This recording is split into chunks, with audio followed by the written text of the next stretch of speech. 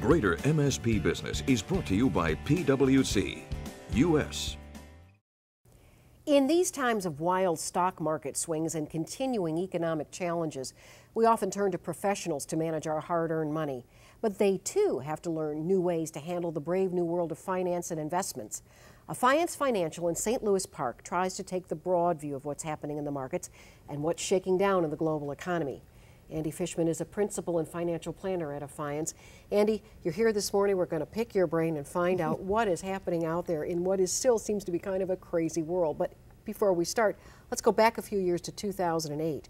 How was Affiance affected by the recession? Well, thanks for having me, Cindy.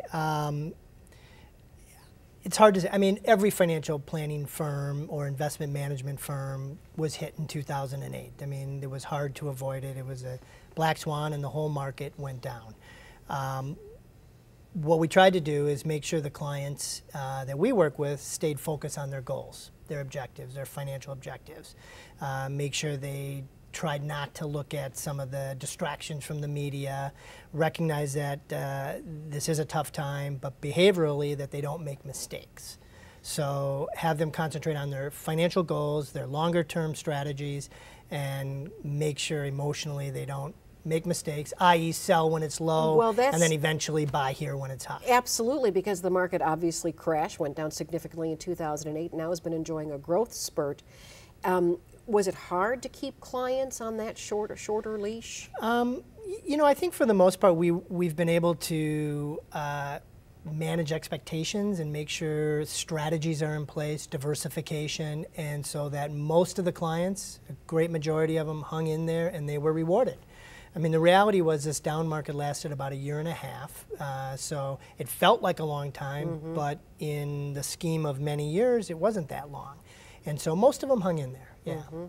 How did you internally cope with some of the confusions that were obviously putting pressure on your own job performances? Well, I think the way you cope with that is to make sure your team is attentive to the client's struggles, issues. They're real. Make sure that we were talking to everybody. We worked very, very hard during this time. Lots of contact, lots of communication, web meetings, general sessions that we provided, and just really started to try to stay in touch with the clients and listen to them and what their concerns were. And you have a strategy now where the client is the client of the firm, not specifically the client of an individual advisor. Why did you take that track? Well, as the firm has grown, so there's 17 of us in the firm, a couple of principals, I have a couple of partners, and we wanted to take the approach of creating a business and create continuity for our clients, even a little bit of legacy for the clients so that they can stick with a firm for a long period of time, that we're not a one-man show, we have bench strength. You know, it's hard to be an expert in all these different areas, so we created specialists, risk management, somebody to handle insurance, 401k plans, estate planning, and we felt that that was the right direction to go for our clients to be able to provide this bench strength, a team atmosphere, and that would create a client of the firm rather than individuals of the firm. Thinking about investments is something that people tend to do a little bit later in their careers rather than earlier, but what kind of advice do you give to somebody who might be starting out, say just in their 30s right now, seriously thinking about investing, compared to what you give to somebody who is, say, 55 plus? Well, for the younger person that's starting out in their work career, one of the best things they can do is get involved with their company retirement plan. As you find statistically, there's very few people saving, but even if you're putting $100 a paycheck, pay yourself first. You know, get involved with saving, and you'd be surprised that at 30, by the time you're 50, how much money you've amassed or accumulated. So it's real important to begin to pay yourself first.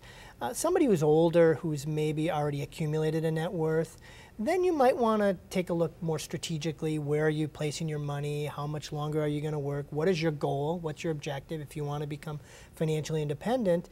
You know, how much risk do we want to take within that portfolio? And that's where you begin to diversify and have money in a variety of spots. How do you evaluate a customer's aversion or willingness on the other end to take on risk?